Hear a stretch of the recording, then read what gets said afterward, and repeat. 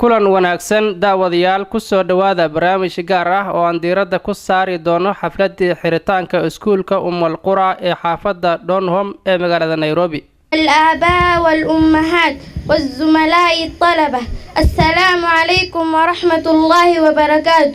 أريد أن أقدم إليكم حوار باللغة العربية. السلام عليكم يا أختي الكريمة. وعليكم السلام. كيف حالك؟ حالي طيب، وأنت؟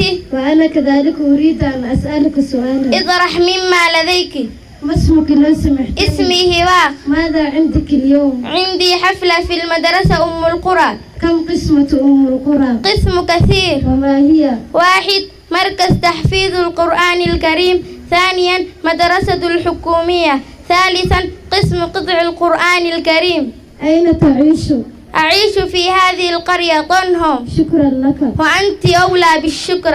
ورحمة الله وبركاته.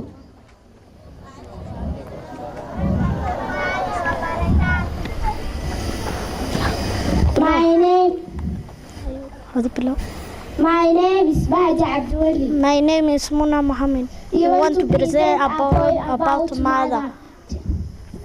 Welcome. Mother, you are never tired of carrying me. 9 months to you was like one day. When the time came, you are ready for me. Ready to carry me on your back and do for me all what I want. Mother, I love you. You took me to school so that I could know how to read and write. Mother, I love you. You are the best gift of all. You are the best gift of all. Thank you. وتقطعوا أمرهم بينهم كل إلينا راجعون فمن يعمل من الصالحات وهو مؤمن فلا كفران لسعيه وإنا له كاتبون وحرام على قرية أهلكناها أنهم لا يرجعون حتى إذا فتحت يأجوج ومأجوج وهم من كل حدب ينسلون. Wageni wetu wakifika tunasalamie. Wageni wetu wakifika tunasalamie. Tuiname tuinuke tuwasalamie. Tuiname tuinuke tuwasalamie. Jambo wote, habari gani? Nzuri sana. Wageni wakaribishwa shule yetu, hakuna matata. Jambo wote, habari gani? Nzuri sana. Wageni wakaribishwa shule yetu, hakuna matata. Wageni wote, hakuna matata. Wazazi wote, hakuna matata. Na shehe wote, hakuna matata. Na shehe wetu, hakuna matata. Na watu wote, hakuna matata. Sisi wanafunzi wa darasa la kwanza, la pili, la tatu, tumeona shairi liitwalo usafi. Karibuni. Asubuhi niamkapo mbio hadi bafuni, na nawa uso kwa maji na sabuni. Mama nipe kitana nitaneze nywele, na mavazi yaliyo safi nataka kwa msafi. Haraka kana kimbia, mswaki na dawa, meno yangu nasafisha, sitaki harufu mbaya. Hata mchezoni uchafu sitachezea, magonjwa siyataki.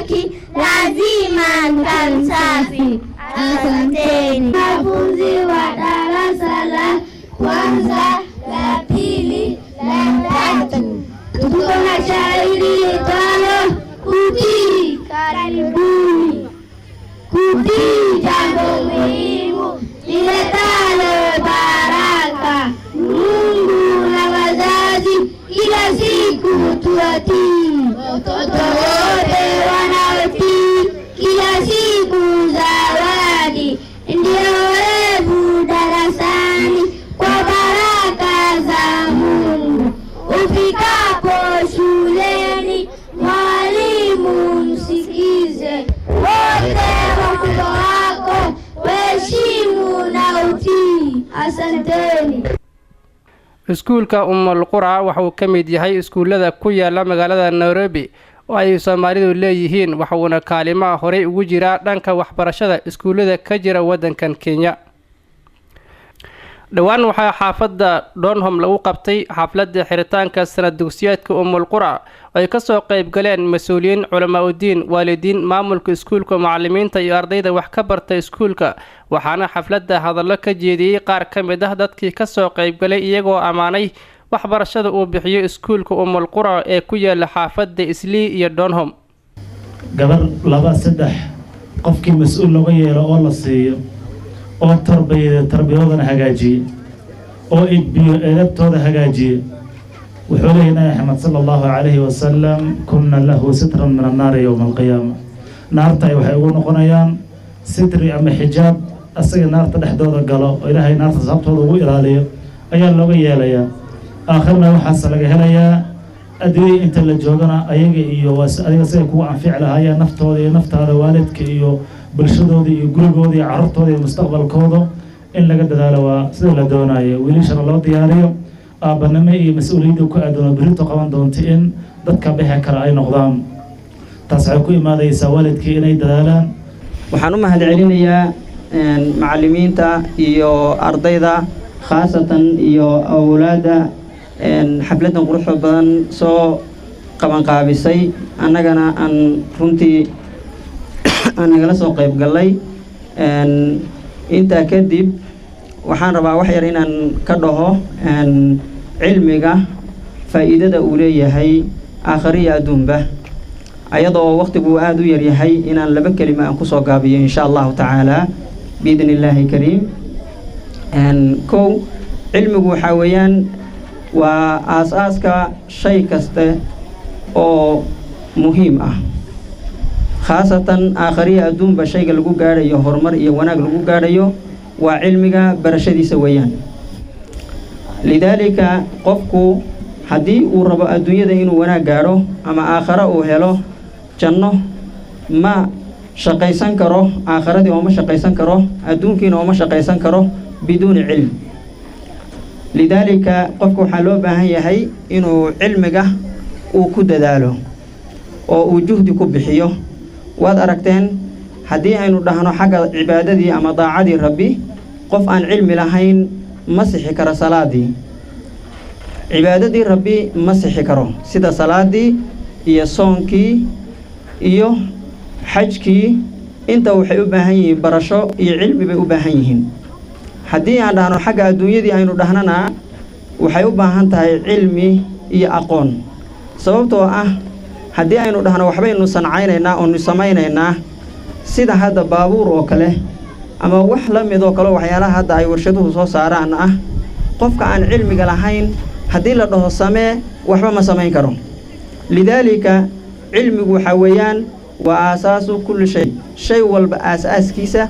waa barashada cilmiga weeyaan qofku hadduusan cilmi lahayn waxba marka ma qaban kara weeyaan lidaalika nabiga calayhi salaatu wasalaam xadiid uu kula hadlayay abaadar baa wuxuu ku yidhi yaa abaadar lian taqduwa fatacallama aayatan min kitaabi illaah khayrun lak min an tusallii 100 ragca yacni culimmada qaarkood waxay leeyihiin xadiidkan waxaa warinaya imaamu axmed iyo ibnu maajah can abidar bay ka warinayaan laakiin xadiidkan waxay u soo qaadanayaan culimmadu inuu cilmiga barashadiisu uu marmarka qaarkood uu ka fadli badan yahay cibaadada qaarkeed yacni qofku inuu cilmiga barto marka aad bay muhiim u tahay inaynu cilmiga barashadiisa hadday diini tahay iyo hadday dunawi tahayba inaynu juhdi iyo dadaal ku bixinno 4 arrimood qofka sare ayay u qaadaan xataa haddii cilmigiisa iyo camalkiisu uu yar yahay waa dulqaadka tawaaduca qofka oo hoos isu dhiga qofka oo deeqsi noqdo oo wax bixiya iyo qofka oo dabeecadiisa wanaajiya marka dhammaanteen insha allahu tacaala waxaan isku dardaarmaynaa waalidiinta iyo macallimiinta iyo marti sharafta iyo ruux walba oo muslim ah in dhaqan iyo akhlaaq fiican laga helo sida ubadka iyo jiilka soo koraya aanu ugu noqonno tilmaan wanaagsan oo ay ku daydaan waxaan rabaa kale inaan u mahadceliyo macallimiintii dhididka iyo fikirka iyo qoraalka iyo sixidda gelisay ardaydii maanta masraxa timid qaabkii aadka u qiimaha badnaa u soo jeediyey kelimadooda. Kelimadda ugu dambaysa raba inaan ugu mahadceliyo waxay tahay waalidkii iyaguna dadaalka sameeyey oo igu horeyso hooyada Soomaaliyeed oo in badan wax badan looga baxay shaqada ugu muhiimsan u haysa maanta bulshada Soomaaliyeed ama aan dhaho hooyada Afrikaanka ah shaqada ugu muhiimsan u haysa ummadda Afrika ku nool hadda inagu aan ka tirsannahay. waxaan dhihi lahaa dhowr qodob oo u baahan macallinka iyo waalidka ama maamulka iyo macallinka iyo waalidka iyo ardayda u dhaxaysa in lagu soo kordhiyo waxbarashada aan wadno gaar ahaan ardayda yaryarka ee da'doodu aadka u yartahay inoo hor jooga. waxaan u baahannahay macallinka iyo waalidka iyo ardayga inay saaxiibtinimo ka dhaxayso oo ayna ka dhaxaynin cadaawad iyo guulguul iyo ikraah kadibna uu ardaygii uuna u arag in wax lagu qasbayo oo maalin maalmaha ka mid ah hadduu fursad u helo uu iskaga tegayo. arrintaas waxay ka qayb qaadan kartaa kordhinta ama kor u qaadidda ardaygu inuu mar walba jeclaado waxbarashada oo uu kor u qaado. qodobka labaad ee muhiimka ee raba inaan sheego waxaa weeye ardaygu inta uu yar yahay uu da'diisu yar tahay wuu xifdi karaa. saas darteed xifdiska waa in aad xoogga loo saaro iyada oo aan qodobkii hore ee ahaa inay ardayda yaryarka iyo waalidku ay saaxiibo yihiin. iyo waxyaalo badan ayuu leeyahay. baryahana waalidka waxay sameeyaan waxoogaa iskuulka markuu cusub yahay waxoogaa waxay dhahaan iskuulka waa iskuul cusub oo iskuul ardaygayga ma geysan karo ama cunugayga. xaqiiq marka la dhaho markaan waxoogaa fiirfiiriyey iskuullihii hore ee sii jiri jiray iyo iskuullahan cusub waxaa ka tayo badan baan dhihi karaa iskuullaha cusub sababtoo ahaa waxa markuu cusub yahay aad baa looga dadaalaa. hadda ciyaalkaada naftaada ilmaha yarka aha iyo ilmaha waxoogaa yarroon isku si oo noo ilaalisid. ilmaha markuu yar yahay aad baa loo ilaaliyaa. marka xaqiiqda markay noqoto iskuullaha cusub waqti badan ayaa la geliyaa ha ahaato macallimiinta ha ahaato administrationka waqti badan baa la geliyaa sababtoo ah iskuulka waa iskuul cusub naftiisa wuxuu la tartami rabaa iskuulla kasii horeeyey. marka waxyaalo badan ayaa la sameeyaa. waxaa ka mid ahaa in la dhaho macallimiin tayale in iskuulla fiican laga soo qaato. marka waalidka waxaan idinka codsanayaa inaad iska ilaalisiin fikradda ahaa iskuulka waa iskuul cusub ciyaalkayga kuma aamini karo fikradda meel iska dhiga. kolley aan haddaan cunugayga iskuul haddaan geynay xaqiiqda waxaan geyn lahaa iskuul cusub. iskuulka markuu dhismo waxoogaa maamulka iyo dadka iskala waxoogaa way ka yar nastaan si u badan yihiin laakiin iskuulku markuu cusub yahay waqti badan ayaa la geliyaa. marka waalidka waxaan ka codsan lahaa inaad iskuulka garab istaagtaan. dhanka kale waxaa goobta ka hadlay oo ammaan u jeediyey maamulka iskuulka iyo macallimiinta waalidiinta ay ubadkooda dhigtaan iskuulka Ummul Qura ee ku yaala xaafadda Donholm.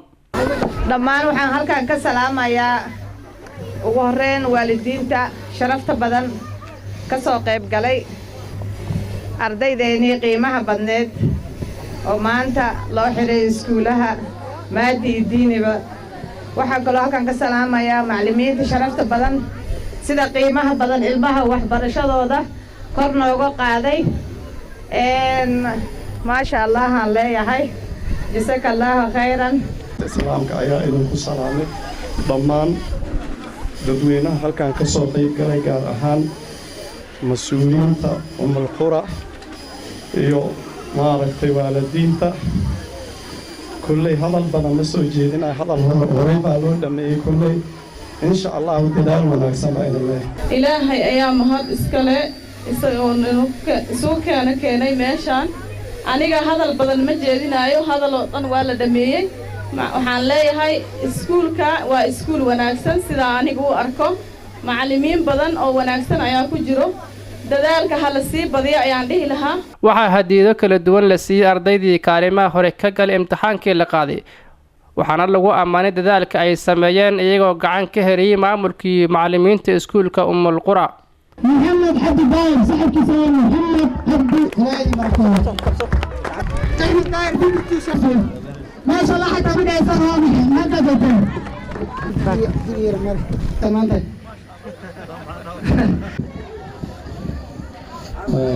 Sheekh Ahmed Sheekh Maxamed Cabdullaahi oo ah maamulaha guud ee iskuulka Ummul Qura qaybahooda Islii iyo Donholm ayaa ammaan u jeediyay waalidiinta dadaalka ku bixiyay sidii ay ubadkooda wax u bari lahaayeen. waalidku way maatayiin boqolkiiba boqol waan u mahadcelinayaa laakiin ma hadda ugu weyn haweenka iskala mar walba maadaama ay shaqada ragga iyo tii haweenka inta iyaga isla hayaan inta markaan ka soo tago waxaan u mahadcelinayaa martida sharafta leh qiimaha weyn inoogu fadhida ina soo booqatay waqtigoodii qaaliga ahayd inoo soo hurtay iyagana waan u mahadcelinayaa waxaan leeyahay waqtiga aad bixiseen iyo danihiina aad soo dhumiseen insha allahu ilaahay idinkiisa waxaan rajaynayaa annaguna aad baan idinku duceynana qalbiga idinku haynaa ilaahayna waxaan idinka baryaynaa inuu miisaanka xasanaadka idinku kabo intaasaan idinkana yaan idin leeyahay martida sharafta leh inoo timid waxaa kaloo aan mahad siinayaa macallimiintii dadaalka bixiyey ardaydan soo dhisay labada ajaanib isugu jirta ayagana mahad ballaaran baan yaan u celinayaa waxaan leeyahay macallimiintu horay ha u sii socdaano insha allahu ilaahay waxaan ka rajaynaynaa iyagana kuwii laga aflaxo ilaahay inuu ka dhigo taasaan iyagana ilaahay yaan uga baryayaa macallimiinta marka intaa ka soo tago waxaan rabaa inaan wax yar aan waalidka aan la wadaago waxaan u maleynayaa Dr. Cabdulmajiid baa ka sheekeeyey iskuulka iyo taariikhihiisa uu iga fuuqsaday iskuulkan waxaan u maleynayaa markiisa hore madrasa lagu aasaasay sheekhan Sheekh Cabdirasaaq Jiin oo maanta ballansanaa laakiin wax caqabad gaadhay aanan garanaynin waan soo baxay yiri laakiin hadda aanan haynin ayaa macnaha maalinkii hore xafladii hore nagala qayb galay wuxuu sheegay macnaha in madrasa ay ka bilaabatay Ansaar Sunna waxa weeye hadda Ummul Qura waxay ka bilaabatay madraso quraana waxay ka soo bilaabatay Islii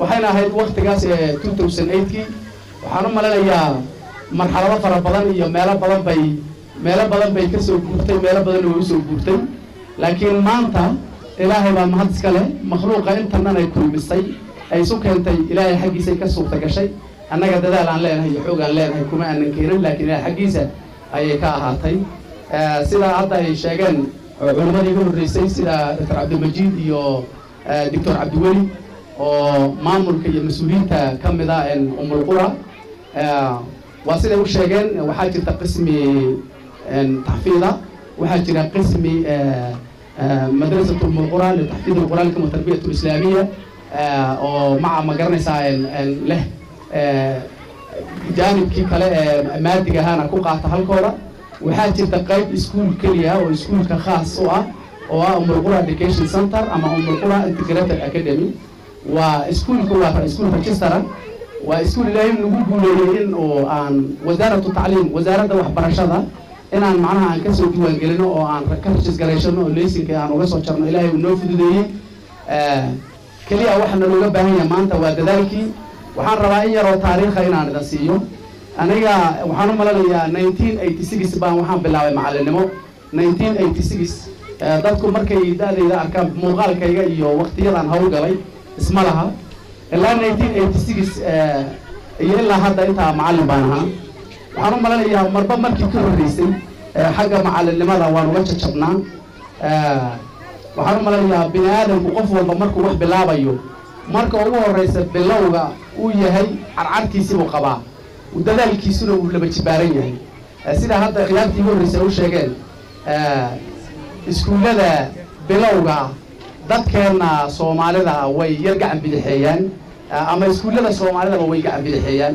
waxoogaa waxa loo arkaa waxaan maarta macna weyn ku sii fadhiin oo Soomaali baa gacanta ku haysa macna saasa ma laha inta badan yiraahdo ma aha sida arintu sida ma aha iskuullada bilowga waxay ku tartamayaan ama ay ku himeeyaan inay gaaraan iskuulladii ka horreeyay waqti dheer bay bixinayaan inta badan waad arteen oo hotel haddii la furo ayaamaha hore ama sanadka hore la furay aad baa maaragtay cunto wanaagsan baa lagu karanayaa laakiin markuu dhow sano joogo hoteelkii waxaad arkaysaa maalinka dambe dadkii oo le waxba ma karayaane lugtaa lagu walaaqaya wax cunto ma hayaan marka taa waxaa keenaysaa dadaalku marka hore ibni aadamku waa wax iska daali daalkiisu waa iska dhow yahay way iska daalayaa bini aadamku laakiin marka ugu horeysa xooggaa hore iyo enerjiga badan ee uu hayo shaqada iyadee markaa uu bilaabay in laga faa'iidaysta aad ugu wanaagsan insha allahu janwari hadduu ilaahay nabad nagu gaarsiiyo waxaan rajaynaynaa wax badan oo idan farax geliya inaad nagala kulmi doontaan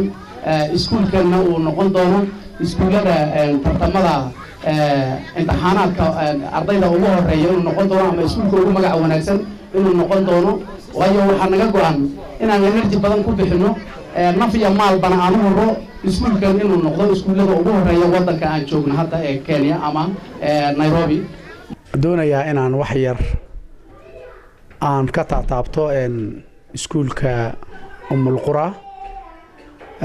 Qura Education Center oo maanta xafladiisii iyo xafladiisii xiritaanka ahayd maanta aan soo gabagabaynay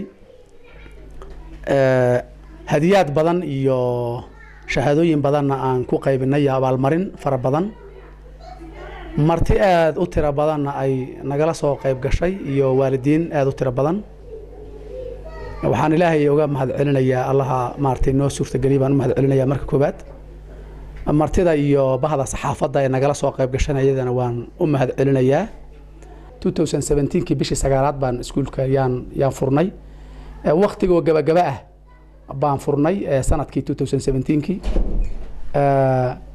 nasiib wanaag markaa nooma suurtagelin inaan iskuulkii markaa iskuul muctarif ahoo durba macnaha caana inuu noqdo nooma suurtagelin waan iskala soo kacakufnay sanadkaa intiisii hore arday yar baan ku bilownay ardaydaasoo ahayd ardaydaanadii madrasada iyada dhiganaysay oo Ummul Qura waqtigeedii hore madrasanimo lagu soo bilaabay oo kasoo bilaabanaysay 2008kii qismi ka mid ah baan ku bilownay marka annagoo marka hore tuushin ahaan ardayda wax u siin jirnay tuushinka xaggiisa ka caawin jirnay iyagoo arday caadi oo dugsi ah ayaa ciyaalkii tuushinka aan siinaynayba inaan iskuul caadi ah aan u bedelo yaan ku go'aan qaadanay marka kadib inaan dokumentigii iyo sharcigii aan waafajino oo nidaamka systemka dalka Kenya inaan waafaqno ayaan macnaha isku taxallujinay haddana ilaahay wuxuu noo fududeeyay inaan soo sharciyno iskuulkii aan soo diiwaan gelino Ummul Qura Education Center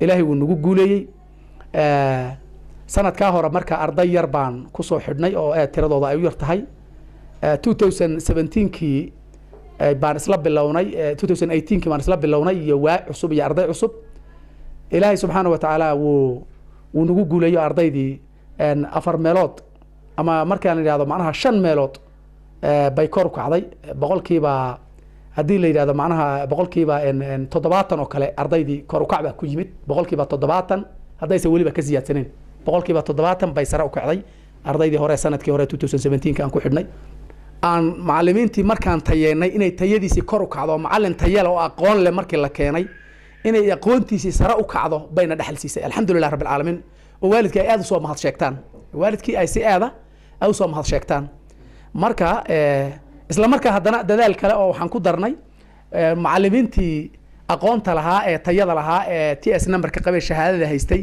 ee u tababarnaa ama haysteen shahaado primary macallinimo ah iyo khibrad ah haysteen haddana macnaha mar labaad waxaan ugu sii darnay inaan tartan iyagii laftoodii aan gelin oo dhahna macallinkii galaaskiisa ama ardaydiisu ay A iyo B iyo C waxa C ka hooseeya laga waayaa waxaan u ballan qaadaynaa inaan mushaarka u kordhino taas markaa wax weyn baan kaga faa'iidnay oo alxamdulillaah taamkii ugu horreeyey aan ballanqaadka samaynay ilmihii isbeddel baan ka dareennay taamkii ku xigayna waxaan dhihi karaa boqolkiiba 100 bay sare u kaceen waxaan dhihi karaa ardayda wax A iyo B bay u badnaayeen ba wax sii galay uu ku yaraadayba aad bay runtii sare u kaceen xaalo oo ardaydu ay ardad aad u badan ay aanan ahayn oo arday yar ay ahaayeen macallimiin tayaysan iyo maamul tayaysan ay gacanta ku hayeen alxamdulillaah rabbil caalamiin ardaydii waad arkaysa dee wixii teendhada camiray wixii makhluuq meesha fadhiyey 200 iyo samtiga cagacagaynayay alxamdulillaah rabbil caalamiin xaalo oo ay ku jireen ardaydii qaybtii taxfiidka ee madrasada taxfiidka ay ku jireen haddana waxaan ilaahay ugu mahadcelinayaa inay ardaydii iskuulka macnaha ay ardaydii meesha fadhiday 80% inay ahaayeen ardaydii iskuulka inay ahaayeen alxamdulilah rabbil caalamiin marka maanta waxaan xaflad aan ku soo xidhaynay iskuulka sanadka 2018ka aan ku sagootiyeynay isla markaa haddana ilmihii qalin jabiyey galaas 1 usoo qalin jabiyey PP1 iyo ka soo baxay ma garanaysaa ilaa baka bar unit ilaa iyo maxay ahayd PP1 inta u dhaxaysay ilmihii soo qalin jabiyey ilmahaas oo u gudbayeen galaas 1 u gudbayeen baan xafladoodii maanta qalin jabintoodii iyo shahaadooyinkoodii aan ku guddoonsiinaynay waxa uu sidoo kale Sheekh Axmed uu sheegay tirada ardayda ee kaalimaha hore ka galay imtixaankii la qaaday sanadkan ardayda maanta qalin jabisay waxay ahayn 12 arday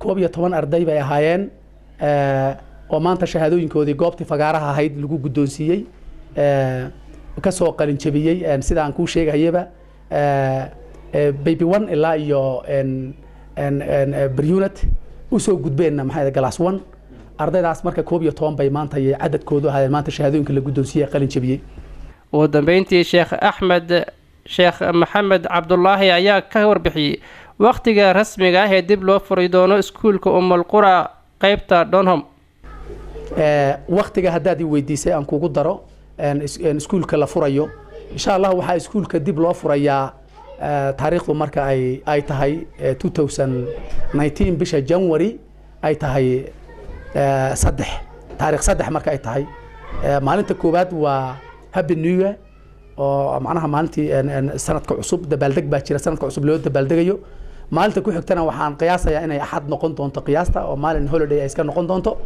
marka taariikhdu marka ay 3 tahay bisha January 2019 ayaan insha Allah yaan furi doonaa registration kana wuxuu bilaaban doonaa bishan 12 dhaxdeeda 15 dambe hadday nala daahdo 10 dambe sanadkan cusub aan ku sagooteyno aan sanadka cusub inaan ka dhigi doono haddaynan axad ku aadin labada hadday axad ku aadana saddexda laakiin kulley ma hubno kalandarkaan fiirin doonaa laakiin adigu insha Allah taariikh 2 ama taariikh 3 maalinta koowaad waa iska holiday guud oo wadanka waa caam oo sanad cusub adduunka oo dhan baa galaya laakiin maalinta insha Allah waan rajeynayno ama waa 2 ama waa 3 waxaan furi doonaa insha Allah bidnilaahi kariim waliba taariikh 3 baan ku adkaysanayaa insha Allah taariikh 3 inaan furi doono ilaahay idamkiisa guud ahaan intaas ayaan ku soo gabagabaynaynaa barnaamijkii gaarka ahaa ee ku soo bandhigaynay xafladii xiritaanka sanad dugsiyeedka iskuulka Qura ee magaalada Nairobi anigoo ah Cabdirasaaq Sheekh Xasan ayaa idin soo jeedinayay dib intaan u kulmi doono nabadgelyo